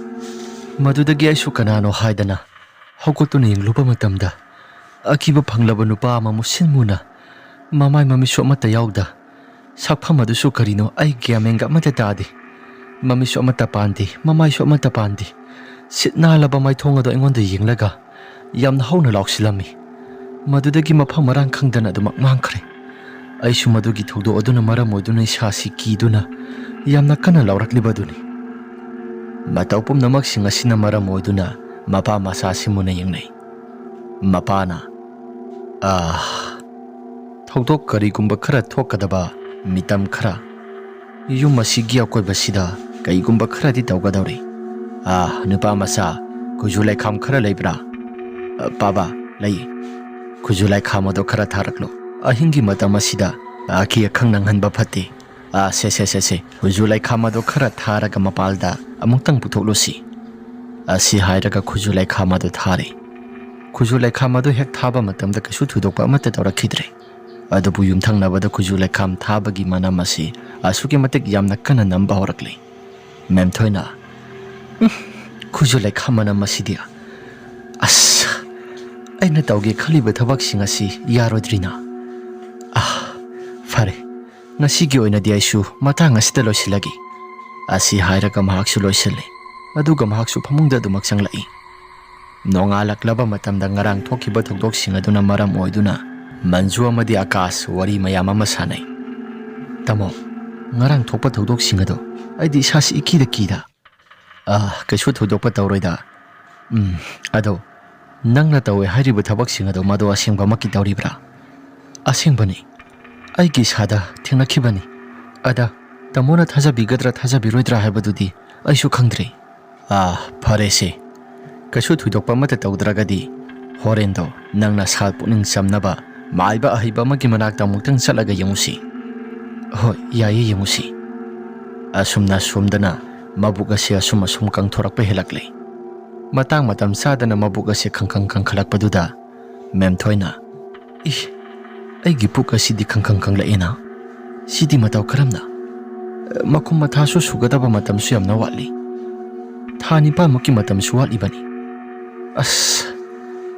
ꯊꯥ 9ꯃꯨꯛꯁꯤ ꯄꯨꯛ ꯑꯁꯤ ꯀꯪꯂꯛꯑꯕꯗꯤ ꯑꯩꯒꯤ ꯄꯨꯛ ꯑꯁꯤ ꯁꯣꯏꯗꯅ ꯄꯣꯛꯈꯥꯏꯕ ꯇꯥꯔꯦ꯫ ꯑꯁꯤ ꯍꯥꯏꯔꯒ ꯃꯦꯝꯊꯣꯏꯁꯨ ꯋꯥꯈꯜ ꯄꯪꯈꯟꯗ ꯈꯜꯂꯝꯃꯤ꯫ ꯑꯁꯣꯝꯗꯅ ꯃꯟꯖꯨ ꯑꯃꯗꯤ ꯑꯀꯥꯁ ꯃꯥꯏꯕ ꯑꯍꯩꯕ ꯑꯃꯒꯤ ꯃꯅꯥꯛꯇ ꯆꯠꯂꯒ ꯌꯦꯡꯂꯝꯃꯤ꯫ ꯃꯥꯏꯕꯗꯨꯅ ꯑꯁꯨꯝꯅ ꯌꯦꯡꯕ ꯃꯇꯝꯗ ꯑꯁꯨꯝꯅ ꯐꯥꯎꯔꯛꯈꯤ꯫ ꯏꯕꯦꯝꯃ ꯅꯪ ꯁꯤꯅꯆꯤꯛꯇ ꯅꯪꯒꯤ ꯅꯊꯋꯥꯏ ꯑꯁꯤ ꯍꯤꯡꯍꯧꯕꯅꯤ꯫ ꯑꯗꯨꯕꯨ ꯅꯪꯒꯤ ꯅꯆꯥ ꯙꯥꯔ ꯑꯁꯤ 2 ꯐꯥꯎꯗꯤ ꯄꯤꯔꯤ꯫ ꯍꯥꯟꯅꯒꯤꯗꯨꯒ ꯄꯨꯂꯞ 3ꯅꯤ꯫ ꯊꯋꯥꯏ ꯄꯥꯟꯕ ꯖꯤꯕ ꯄꯥꯟꯕ ꯑꯃ ꯆꯠꯈ꯭ꯔꯕꯁꯨ ꯖꯤꯕ 2ꯗꯤ ꯁꯣꯏꯗꯅ ꯂꯥꯛꯀꯅꯤ꯫ ꯀꯩꯁꯨ ꯊꯣꯏꯅ ꯋꯥꯔꯨꯅꯨ꯫ ꯑꯗꯨ ꯑꯣꯖꯥ ꯃꯥꯏꯕ ꯗꯣꯛꯇꯔꯁꯤꯡꯅ ꯌꯦꯡꯕ ꯃꯇꯝꯗꯁꯨ ꯀꯩꯁꯨ ꯊꯣꯏꯗꯣꯛꯄ ꯑꯃꯠꯇ ꯇꯧꯗꯦ ꯍꯥꯏ꯫ ꯑꯩꯅ ꯑꯔꯨꯝ ꯑꯔꯥꯛꯁꯨ ꯄꯨꯈꯤꯕ ꯑꯃꯠꯇ ꯂꯩꯇꯦ꯫ ꯑꯗꯨꯕꯨ ꯁꯤꯕꯨ ꯃꯇꯧ ꯀꯔꯝꯅ ꯑꯣꯖꯥ ꯃꯥꯏꯕ? ꯑꯩ ꯁꯤꯒꯤ ꯋꯥꯐꯝ ꯑꯁꯤ ꯍꯥꯏꯅꯤꯡꯗꯕꯅꯤ꯫ ꯑꯩꯅ ꯉꯁꯥꯏ ꯌꯦꯡꯕꯃꯛꯇꯗ ꯑꯗꯨꯃꯛ ꯈꯪꯈ꯭ꯔꯦ꯫ ꯑꯗꯨꯕꯨ ꯃꯇꯝꯅ ꯌꯥꯗ꯭ꯔꯦ ꯍꯥꯏꯗꯣꯛꯇꯕ ꯌꯥꯗ꯭ꯔꯦ꯫ ꯅꯪꯒꯤ ꯄꯨꯛꯅꯨꯡꯗ ꯃꯤꯇꯝꯈꯤꯕ ꯑꯉꯥꯡ ꯑꯗꯣ ꯃꯁꯥ ꯃꯊꯟꯇ ꯀꯥꯏꯈꯤꯕ ꯅꯠꯇꯦ꯫ ꯀꯅꯥꯒꯨꯝꯕ ꯑꯃꯒꯤ ꯊꯧꯏꯟꯁꯤꯅ ꯀꯥꯏꯈꯤꯕꯅꯤ꯫ ꯋꯥꯐꯝ ꯑꯁꯤ ꯍꯥꯏꯔꯛꯄ ꯃꯇꯝꯗ ꯃꯇꯩ ꯃꯅꯥꯎ ꯑꯅꯤꯗꯣ ꯉꯛꯄꯅ ꯈꯝ ꯊꯦꯡꯂꯦ꯫ ꯀꯤꯔꯨꯞ ꯌꯦꯡꯅꯩ꯫ ꯑꯣꯖꯥ ꯃꯥꯏꯕ ꯃꯇꯧ ꯀꯔꯝꯅ?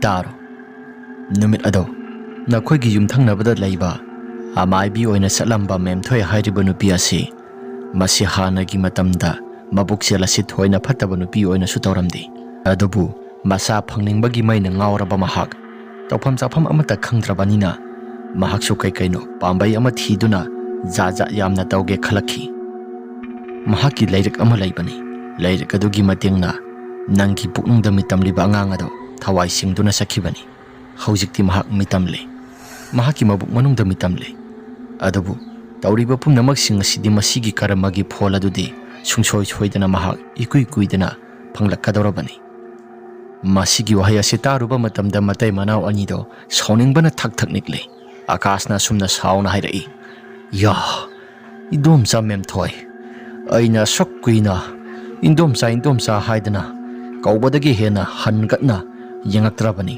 ꯑꯗꯨꯒ ꯑꯩꯒꯤ ꯏꯃꯨꯡ ꯑꯁꯤꯗ ꯃꯍꯥꯛꯅ ꯑꯗꯨꯝꯅ ꯇꯧꯔꯛꯀꯅꯤ ꯍꯥꯏꯕꯁꯤ ꯑꯩ ꯅꯣꯡꯃꯇꯁꯨ ꯈꯜꯂꯨꯗꯦ꯫ ꯑꯣꯖꯥ ꯃꯥꯏꯕ ꯑꯩ ꯁꯥꯎꯅꯤꯡꯕꯅ ꯏꯁꯥꯁꯦ ꯊꯛ ꯅꯤꯛꯂꯦ꯫ ꯑꯩ ꯂꯃꯟ ꯈꯨꯝꯕ ꯄꯥꯝꯂꯤ꯫ ꯑꯗꯨꯒ ꯑꯩꯅ ꯑꯣꯖꯥ ꯃꯥꯏꯕꯗ ꯀꯔꯤꯒꯨꯝꯕ ꯑꯃꯠꯇꯒ ꯍꯪꯅꯤꯡꯏ꯫ ꯍꯟꯗꯛ ꯃꯔꯛ ꯑꯁꯤ ꯑꯩꯈꯣꯏꯒꯤ ꯏꯃꯨꯡ ꯃꯅꯨꯡꯗ ꯀꯩꯅꯣ ꯖꯥꯠ ꯌꯥꯝꯅ ꯎꯏ꯫ ꯑꯩꯒꯤ ꯅꯨꯄꯤꯁꯤꯁꯨ ꯉꯔꯥꯡꯗꯁꯨ ꯀꯩꯅꯣ ꯌꯥꯝꯅ ꯎꯏ ꯍꯥꯏꯗꯅ ꯃꯍꯥꯛꯁꯨ ꯌꯥꯝꯅ ꯐ꯭ꯔꯤꯡ ꯆꯣꯡꯏ꯫ ꯑꯣꯖꯥ ꯃꯥꯏꯕ ꯁꯤꯕꯨ ꯀꯔꯤ ꯑꯣꯏꯒꯗꯧꯔꯤꯕꯅꯣ? ꯃꯁꯤ ꯄꯨꯝꯅꯃꯛ ꯃꯍꯥꯛꯅ ꯆꯥꯡꯌꯦꯡ ꯇꯧꯒꯦ ꯍꯥꯏꯗꯅ ꯇꯧꯔꯛꯄ ꯄꯨꯝꯅꯃꯛꯁꯤꯡ ꯑꯁꯤꯅ ꯂꯣꯏꯅ ꯑꯣꯏꯒꯗꯧꯔꯤꯕꯅꯤ꯫ ꯍꯧꯖꯤꯛꯇꯤ ꯀꯩꯁꯨ ꯊꯣꯏꯗꯣꯛꯄ ꯈꯜꯂꯨꯔꯅꯨꯗ ꯑꯩꯅ ꯐꯅꯕ ꯑꯗꯨꯃꯛ ꯇꯧꯔꯒꯦ꯫ ꯑꯁꯤ ꯍꯥꯏꯔꯒ ꯑꯣꯖꯥ ꯃꯥꯏꯕꯗꯨꯅ ꯃꯍꯥꯛꯀꯤꯗꯃꯛꯇ ꯀꯩꯅꯣ ꯈꯔ ꯇꯧꯕꯤꯔꯝꯃꯤ ꯃꯟꯖꯨꯒꯤꯗꯃꯛꯇ꯫ ꯑꯗꯨꯒ ꯌꯨꯝ ꯑꯗꯨꯒꯤꯁꯨ ꯀꯩꯅꯣ ꯈꯔ ꯌꯦꯡꯊꯣꯛꯄꯤꯔꯤ꯫ ꯑꯁꯨꯝꯅ ꯉꯥꯏꯍꯥꯛꯇꯪ ꯂꯩꯔꯕ ꯃꯇꯨꯡꯗ ꯃꯈꯣꯏꯁꯨ ꯃꯌꯨꯝꯗ ꯍꯜꯂꯛꯂꯦ꯫ ngakthok singdoknaba kay-kaino khara tawro haidana maibaduna sinnarakpani. Yumda yauraba matungda Akash masado thak-thak nikle. Mi phataba nakhoi muk phataba se laitera. Aina din dom sani haidana nakhoi si yamna luna khanjarui. Aduga tawrakliba pumnamak singa sidi mahapapi ki masak ngaktani. Nakhoi gi su matam yauraklaba matamda nakhoi isona pirakpa sairakado nakhoi su thungba soidrabani. Asi hairaga matay manaw anido imung tamna dumak sangkri. Ngay haktanggi matungda makhoi su numit tarakladuna magi mafamsingda dumak pothaba sangnakri. Maibaduna ngakthok singdoknaba kay-kaino khara tawraklabaduda karigumba amatadi makha tana tawrakhidre. Asomdana maibi memthoi mahaki wakhalda zat kaygumba khara khalakle. Aigi saroi ngaroi mayamsing asi thamhai khrabra makholga amate hek takhidre. Asi haiduna khanjanai. Ahingi matam maduda hagolaklaba kanda kay-kaino khara tawrage haidana mahaksu khanba horakle. Mahakna sumna tawduna lairingai mahaki nupana. Hai, kaino nangna tawrido? Memthoi, mahaki masado karigumba amata khumde. Ya, aina kaurisi khumde ni. Hai, kaidawrage haibani ne? Memthoi su masado thak-thak nikli. Sa ama nangangbagi matawgumna masado thak-thak niktuna ngangba horakli. Mahaki masada karigumba amana tawbagumna masasi thak-thak nikpa horaklabani. Mahaki nupa Raju su karigumba amata khanba tawda masado mahaki nupigi manakta sanglaktuna lengjum maduda pairami. Adubu memthoi mamit ado sat pangthorakli. Mamit ado pangthorakpa matamda ngangsangangi. Memthoi mahaki mapuroibagi makhut ado tap launa pairaga mahaki mamanglom adomda soro paiduna singlaklaba kanaduda mapuroibagi thabak aduda makhongpakna hekta kawi. Tawriba pumnamak singa sida memthoi su masasi gyamenga amate hek tajapoti. Mapuroibadu sungakli. Hai, kaino nang tawrido? Ha, kaino? Nang na tawriba pumnamak singa si karino? Memthoi su karigumba amata haidi. Mamit manado ngang sanganglaga yenghaidrabam iyeng amada mahaki mapuroibada yenglai. Aduga sakhumda prap sangkraba matungda mahaki mapuroibada prap sangsilaklaga thang suri namuk thingi haidana yamna kana tawi. Mahaki mapuroiba su laithoknaba yamna kana hotnai. Asumna kharamuknaraba matung phuna sainaba tawraba matung memthoi na sathina phuri. Memthoi gi mahaki masasi karigumba posak amana masasi khudum chanbagum mapangala se asuki matik yamna kallabani. Mahaki nupi memthoi na tawriba pumnamak singa si gyamen so amata tada Raju su phana kana ngakthoknaba hotnai. Adubu upay amata leitri. Memthoi gi makhuta pairiba thang suri masaduna Raju gi mabuk manungda thinjalli. Raju sumayadagi I tarakli. Aduga mafam jagaduda khudakta adumak siri. Siramdagi matam aduda Rajuna Memthoi nang na phatraba lambi asida khongda aduna asi hairaga Rajudu khudak aduda adumak siri. Ngihaktang lairaba matungda memthoi adu gyan lakli. Mapuroibana sirambaduda mahaksu laitapam amata khangdri. Ahingi matam aduda hauna su kaptri. Adum kongkhatuna kapi. Adubu asi baksang asi mahaksu nongalaklaba matamda mahakna hatpani haibasi mayamna soidana khanglani khangbada mahaksu mapuroibagi asi baksang adu maningthong tamna lakli. Aduga maningthong aduda khara tawkhairaba matamda mapuroibado phumjilli. Memthoina kapna nang aibu warauganu. Aidi isasi isa phangningbagi maina apha phata karino gyamenga amata takhidri. Aigi khusina nangbu hatkani haibasu ai khaludabani. Adubu mataw karamna tholiba thokdoksing asi ai gyamenga amata takhidri. Asi hairaga memthoi su kapi. Numik kharani haukraba matungda mahaki mapuroiba silaitabadudha mahaksu nungaifam amata khangdi. Mahaki mabuk asi su asum mayamna kangnaba sangdagi hena kangthokpa horakli. Nongma ahingi matamni memthoi gi mabuk asi lengba lakpa ngamaktri. Masa sewabana su puba thangba ngamdri. Asuna tawduna lairingai matam aduda mahaki yumgi thong asi su kanagumba amana phakaibage haibagi matagumna gong launa thinba horakli. Asuna thilaklaba matam aduda memthoi mahaki masasi mantraga mata sonba ngamdri. Ai sui sasi humangana pikangli. Pibuk nungda lairiba angang asi supna khaktangi tha ani khaktang ngairingai matam asida asuk yamna puk asi kangthokpa hongnabra. Masi afaba angang oikadoribra. Aina midagi thawai niduna pokhiba angang asi aphaba angang oikadoribra asi hairaga wakhal khanjana duna leiringai memthoi gi mahaki masadu oning saningba mayam ama phawba horakle mahaki mabuk adusu haipam tapam khangdana mareng lengduna mabuk manung aduda kanagumba amana kawba thinba tawrakpagi matawgumna mahaki masasi saina khola sukimatik yamna phawi asumna leiringai matam aduda memthoi gi mabuk ado tapna mai satpa horakle memthoi saina khola duna maram oiduna masasi lausi kadai laurosi kadai asukimatik yamna wana khanglami asumna leiringai matam aduda mahaki mabuk ado i thokpa makhai segai rakle mahaki mabuk aduna i thokna segai raklaba matam aduda memthoi masasi saina kholna lengba lakpa ngamdradana i mayam ama hathaduna leiri mabuk manung aduda angang ama parap tholakle aduga mahaki khoiri adu masana yana kakthasai aduga sumna hairai ima nangna ibu isasi taibang pala sida phauna ba hona bada aphaba pambai sizina gedi haidraga phatraba mitam aibu nangna kokthok tudan sizina bani aisu nangi na sawina phangba si matik sadri ai sai tonda oina sijarage asi hairaga pokpada ngai jiba angang masaduna kaino masilda yamna hairai nokhi tawraga angang adu sumiyoi mitau sadri makhutna amana makok mathakta pali aduga makhutna amana mabuki nakalda pali makhong asibudi niyom sumna pali adubu makhong adu nakal amaromda sumarong longbagumna sutawi tawriba mitam maduda memthoi suma sadu khamprek khangduna masasi awasaina kholamaga khangbaga loinana khudak aduda mathawai thakre asumna tawram laba matungda sukimatik yamna mafam asi kapalawba tawba horakle angang mayam singaduna pokpada ngairiba angang adusu parap satuna memthoina hingkhol matolda phumlamba